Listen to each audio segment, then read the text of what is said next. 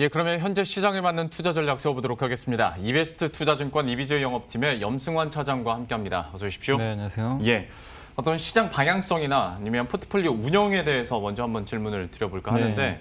사실 미 대선을 지나가면서 뭐 가치주냐 성장주냐 얘기를 많이 했었고 화이자 백신 얘기가 나오면서 이제 언택트냐 컨택트냐 얘기를 많이 했었는데 이 이야기들이 짬뽕이 되다 보니까 이제 경계가 좀 희미해진 것도 있는 것 같고 네. 그러면 나는 어떻게 비중을 조절해야 될 것인가 여기에 대해서 좀 어떤 그림 가지고 계십니까? 그러니까 사실 이제 어제 백신 나왔을 때 정말 저도 이제 그 증권사에 있다 보니까 많은 분들이 뭐 전화도 그렇고 제일 많이 물어보시더라고요. 도대체 이거 언택트 어떻게 해야 되냐? 네. 또 컨택트는 또 어떻게 해야 되냐, 사야 되냐 이런 예. 질문도 많은데 그래서 한 번은 좀 이거를 정리를 한번 해드리는 게 맞는 것 같아서 좀 말씀을 드리면 먼저 이제 시장부터 어쨌든 말씀드리면 이제 코로나19 백신 성공 가능성이 지금 너무나 높아졌잖아요. 그래서 내년도에 경기가 확실히 좋아지는 건 이제 기정사실화되고 있다 이렇게 보시면 좀 좋을 것 같고. 특히 이제 코로나19가 이제 백신이 뭐 이거 화이자 말고도 12월 달에 뭐 아스트라제네카도 지금 대기를 하고 있으니까 네. 그런 것들이 추가로 성공한다라면은 내년도에는 이제 코로나에서 좀 전 세계 경기가 좀 탈출할 가능성은 분명히 좀 높아지는 것 같습니다. 그리고 우리 한국으로 돌아와서 뭐 대주주 양도 차익 과세와 관련해 가지고 어제 이제 청와대에서 답변을 확실히 했더라고요. 예, 그래서 20만 명 이상 청원하면 이제 답변을 하기로 돼 있는데 겨우 10억 원 유지로 최종 결론이 났습니다. 네. 청와대가 직접 언급을 해줬고 그리고 대선은 뭐 이 공화당이 트럼프 불복과 같이 하겠다 이런 얘기도 있긴 한데 그래도 뭐 대세를 뒤집기는 좀 어렵다고 좀 네. 보고 있거든요. 그래서 대선도 이제 거의 끝났다고 보시면 되겠고 코로나19와 관련된 이제 리스크도 이제 거의 해소되는 그런 분위기로 가고 있기 때문에 시장이 이제 마땅한 사실 악재가 좀 없는 상황으로 전개되는데 근데 한 가지 이제 걸림돌은 지금 이제 이렇게 백신이 나오게 되면 기존의 연준이라든가 또 미국 정부가 돈을 풀기로 한 걸 안 풀 네. 수도 있잖아요. 이거 상황이 좀 이거 좋아지네 이러면서 좀 뭐 100 풀 거를 80만 풀 수도 있다 보니까 약간 이제 유동성에 대한 이제 약간 우려감들은 좀 커지는 것 같아요. 근데 이것도 너무 당분간은 걱정하실 필요는 없는 게 왜냐하면 어차피 지금 백신이 나온다고 해도 미국 사람들이야 많이 맞을 수는 있다 하더라도 네. 전 세계적으로 좀 본다고 하면 백신 화이자가 내년 하반기 돼야 한 13억 병 정도 예. 생산을 한다고 했기 때문에 뭐 그거 이제 한 명이 뭐 2개씩 맞는다고 해도 6억 병밖에 안 되거든요. 그렇게 보면 전 세계 인구로 따지면 얼마 안 되기 때문에 이 백신이 제대로 이제 모든 뭐 전 세계 국민들한테 다 맞으려면 저는 한 2022년도는 가야 될 것 같아요. 그렇게 보면 내년 적어도 하반기부터 본격적으로 맞는다고 치면 상반기까지는 어쨌든 돈을 투입을 안 할 수는 없습니다. 그렇죠. 그거는 이제 네. 나중 일이잖아요. 네, 네. 지금 당장 미국에서 24시간 기준으로 그러니까. 20만 명씩 나는데. 그러니까 이게 뭐 어마어마한 거예요. 예. 그러니까 백신이 나온다고 해도 생산하는데 시간도 걸리는 데다가 그렇죠. 그거 보관하는데도 70도, 영하 70도인가요? 네. 그게 있어야 되니까 그게 쉬운 게 아니거든요. 사실 그런 콜드체인도 갖춰야 되는데 미국이 의외로 인프라가 좀 약해요. 그렇기 때문에 그런 거 보면 제가 봤을 때 정상적으로 하려면 적어도 2022년도 가야 될 것 같아요. 예. 그러니까 내년 하반기가 빠르다고 해도 그렇게 보면 상반기까지는 연준이든 미국에서 뭐 이 정부든 간에 돈을 안 푼다는 건 말이 안 됩니다. 네. 풀어야 이걸 막을 수가 있어요. 그래서 재정이든 유동성 축소에 대해서는 내년 하반기에 걱정을 하시고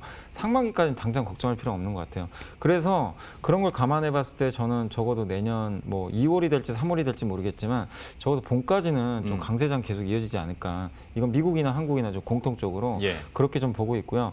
그리고 다만 이제 색깔은 좀 바뀔 수는 있어요. 뭐 그러니까 지금 유동성 장세가 그때까지는 이어질 수 있는데 2월이나 3월 이후로 이제 내년 하반기를 본다라면은 그 이제 재정이나 이런 것들 만약에 백신이 보급이 된다라고 하면 돈을 좀 풀었던 걸 줄일 수는 있는 거잖아요. 네. 그러면은 유동성 장세가 끝나버릴 수도 있습니다. 그러면 실적 장세로 넘어갈 수 있으니까 네. 그거는 아마 그때 가서 한번 좀 고민을 해보시는 게 좋을 것 같아요. 그래서 최종적으로 좀 정리를 해드리면 내년 한 2, 3월까지는 좀 긍정적으로 보자. 왜 또 한국에 대해서 이렇게 말씀드리냐면 내년 3월에 3월 15일 날 그 공매도 맞습니다. 금지 기간 이제 풀리잖아요. 예.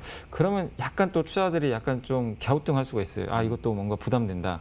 그래서 최소한 2월까지는 좋게 보시되 3월 초부터는 조금 조심하는 전략은 좀 필요하다. 이렇게 큰 그림에서 좀 말씀드리고 싶고 업종별로는 아까 말씀드린 대로 이제 되게 지금 언택트다, 컨택트다 좀 많은데 그냥 제가 하나씩만 그냥 간단히 설명을 해드리면 예. 코로나 수혜주 중에서 일시적인 수혜주들이 있죠. 그러니까 올해 코로나 때문에 일시적으로 좋았던 기업들이죠. 여기 나와 있지만 진단키트, 마스크, 가전가구는 저는 줄여야 된다고 생각합니다.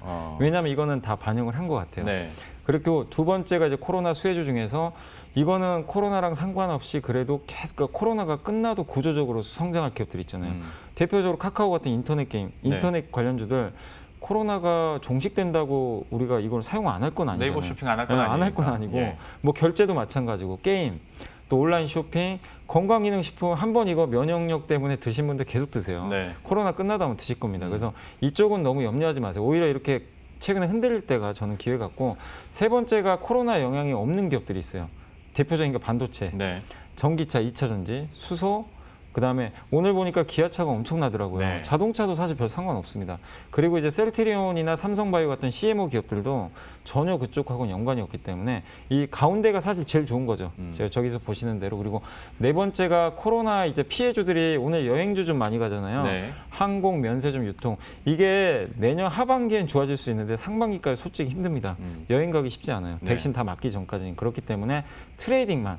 이거 가지고 이제 이쪽이 시작이 됐으니까 여행주 이제라도 사가지고 나는 한번 크게 먹어보겠다. 그거는 아직은 아닌 것 같아요. 그래서 짧게 그냥 트레이딩만 하시고 마지막으로 이제 경기 민감주죠. 금리가 오르면서 경기 민감주들 같은 경우는 사실 바이든 후보 수혜주 중에 하나예요. 그래서 정유, 조선, 은행, 보험은 올해 연말까지는 전 좋게 봅니다. 왜냐하면 금리 좀 올라가고 배당 매력도 좀 있고 그래서 가치주 장세가 조금은 더 이어질 수 있기 때문에 저런 면에서 12월 말까지는 좋게 보되 내년도에는 또 어떻게 또 달라질 수도 있으니까 일단 올해 연말까지는 가치주도 한번 보자. 그래서 저거 좀 참고하셔가지고 저 중에 여러분들이 가지고 계신 종목들이 좀 많으실 텐데 거기에 대해서 여러분들이 한번 좀 투자 판단을 한번 잘해보시면 좋을 것 같습니다. 지금 나가는 표 뭐 기회가 된다면 전체 화면으로 한번 띄워주시면 여러분들 캡처하시기 바랍니다. 그래도 우리가 맨날 말로만 언택트, 컨택트, 가치주, 성장주 이렇게 하다 보니까 꼭 무자르듯이 4개로 쪼개야 된다는 강박이 네. 있었는데 저렇게 정리가 되니까 포트폴리오 전략에도 조금 더 도움이 되실 것 같습니다. 그리고 마지막 한마디만 더 말씀드리면 저 안에서도 그러니까 예를 들면 이게 경기 민감주 내에서도 보면요 금호석유 같은 거는 저는 조금 조심해야 된다고. 왜냐면 그러니까 약간 종목 업종 안에서도 종목을 잘 보세요. 왜냐면 금호석유는 라텍스 장갑 때문에 코로나 수혜주예요. 네. 섹터로 보면 맨 오른쪽에 있잖아요. 네. 근데 실제로는 맨 왼쪽 편으로 가야 됩니다. 그렇죠. 그러니까 그런 것도 아하. 여러분들이 가지고 계신 종목마다 약간 다르니까 아실 거예요 아마 주주분들은. 그래서 그거를 좀 더 구분을 하셔가지고 각각에 맞게 좀 대응을 잘 해보시면 좋을 것 같습니다. 추가적인 설명까지 이렇게 해 주셨고요. 참고하시길 바라겠습니다. 그런데 앞에서 얘기해 주신 것처럼 지금으로서 어떤 악재들이 어느 정도 해결이 되다 보니까 네. 이제 다시금 환기시키면서 실적 시즌이었지? 라는 생각도 네. 다시 하게 되고 어떤 실적주, 뭐 가치주 이런 얘기를 많이 하는데 관련해서는 그러면 어떤 종목 보고 계신가요? 그러니까 제가 이제 실적 발표하는 거 매일 좀 체크를 하고 그 중에 이제 중소형주만 2개 가져와 봤어요. 이번 네. 3분기 잘 나온 거 중에서. 그래서 엑시콘하고 한독인데 일단 기본적으로 시장이 기대한 것보다 예상치보다 잘 나왔고 매출과 영업이익이 다 성장한 기업입니다. 그래서 2개인데 엑시콘 같은 경우 반도체 아시죠? 낸드 플래시 특히 이제 SSD라고 하죠. 요새 하드 디스크를 대체하는 그거를 이제 만들 때 쓰이는 그 테스터 있어요. 테스터 장비를 만드는 기업이고 이게 이제 최근에 굉장히 좀 그 고성장을 하다 보니까 이번에 3분기에 매출도 엄청납니다. 950%가 넘었고 영업이익이 흑자 전환에 드디어 성공했습니다. 작년까지 안 좋았는데 근데 이제 이것만 있는 게 아니라 내년도에는 그 CIS라고 우리 이제 스마트폰 카메라에 들어가는 이미지 센서 있죠. 예. 그거 테스터도 들어가고요. DDR5로 이제 넘어가죠. 반도체가 4에서 그 테스터기도 좀 들어가니까 이게 사실 일본의 어드반테스트가 독점하던 그런 장비들이에요. 근데 이거를 국산화에 성공을 했습니다. 어떻게 보면 이제 국내 이제 국산화 수혜주로서도 한번 부각이 될 수 있으니까 엑시콘 같은 경우는 뭐 반도체에서 한번 실적주 저는 사실 개인적으로 제일 좀 좋게 보는 업종이 반도체거든요. 네. 오늘 뭐 물론 삼성전자가 이제 드디어 고점이 열린 것 같긴 한데 어쨌든 이제 중소형주 쪽으로도 훈풍이 불 수 있는데 그 대표적으로 실적이 좀 잘 나온 그 엑시콘에 대해서도 좋게 보시고 PER 기준으로도 이게 글로벌 후공정 업체가 평균 24배예요. 근데 이 기업 보니까 11배입니다. 오늘 또 공교롭게도 좀 빠지고 있어서 좀 저가 매수하기는 좋은 위치인 것 같아요. 그래서 한번 엑시콘 한번 봐주시면 좋을 것 같고 두 번째는 이제 한독은 많이들 아실 겁니다. 이게 그 제약회사인데 되게 독특합니다. 이 제약회사 그 캐토톱 있죠. 네. 캐토톱으로 좀 유명한 회사인데 사실 그게 핵심은 아니고 이 회사가 이제 오픈 이노베이션이라 그래가지고 자기가 직접 신약 개발을 안 하고 이제 비상장 회사들한테 몇십억씩 투자를 해놨어요. 그게 되게 많아요. 네. 근데 그 중에 이제 대표적인 것 중에 하나가 제넥신이 엄청나게 성장했죠. 그래서 지금 시총이 막 제넥신은 2조가 넘는데 그 회사 지분도 좀 가지고 그 회사 지분만 해도 지금 시가총액보다 좀 많으니까 굉장히 저평가돼 있고 그다음에 이 미국의 바이오텍 기업이 있습니다. 레졸루트라는 기업인데 이게 이제 고인슐린 혈증 치료제를 만드는 기업인데 FDA에서 임상을 하고 있는데 이번 4분기에 이제 나스닥에 상장을 한다고 하더라고요. 아무래도 이제 상장을 하면 지분 가치가 확 뛸 수가 있겠죠. 그래서 이런 것들 이게 사실 레졸루트만 있는 게 아니라 그 밑에 또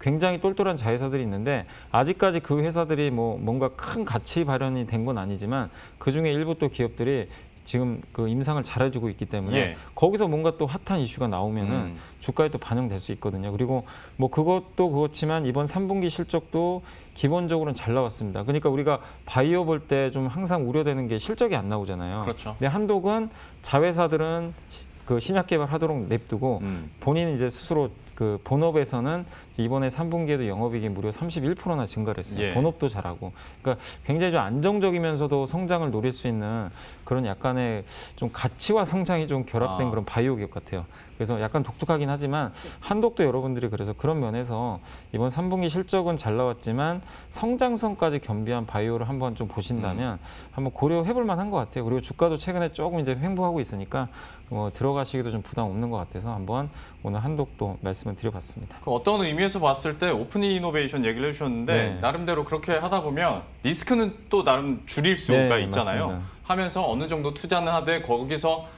하나 잭팟 터지면 되는 거니까 그 대표적으로 제넥신도 얘기를 해주셨고 자회사들의 활약들도 기대가 되고 지금 하고 있는 사업에 대해서도 성장성 계속 유지가 된다라고 한독 얘기를 해줬고 앞서서 반도체와 관련해서는 엑시콘 얘기를 해줬으니까요. 앞으로의 흐름들 저희가 관심 있게 계속 지켜보도록 하겠습니다.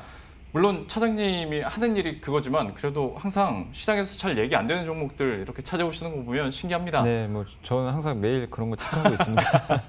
엑시콘과 한독 이렇게 들어봤고요. 이베스트 투자증권 이비즈 영업팀의 염승환 차장과 함께했습니다. 오늘 말씀 고맙습니다. 네, 감사합니다. 예, 그러면 저희도 여기서 인사드리도록 하겠습니다. 시장 잠깐 확인을 해보도록 하죠. 어쨌거나 연말 장세로 가고 그리고 가치주에 대한 관심들이 높아지다 보니까 상대적인 코스피 강세는 오늘 장도 이어지고 있습니다. 1.24% 강세권이고요. 2,483선까지 올라왔어요. 하다 보니 2,500 그리고 그 이상의 전망들이 계속 나오고 있는 상황인데요. 반면에 코스닥은 0.23% 약보합권 지나가고 있고요. 838선 지나가고 있는 상황입니다. 예, 이런 시장 상황 좀 잘 활용하셨으면 좋겠습니다. 끝까지 현명한 투자하시고요. 저희들은 내일 이 시간에 또 새로운 전략과 종목들 들고 다시 찾아뵙도록 하겠습니다. 시청해주신 여러분 고맙습니다.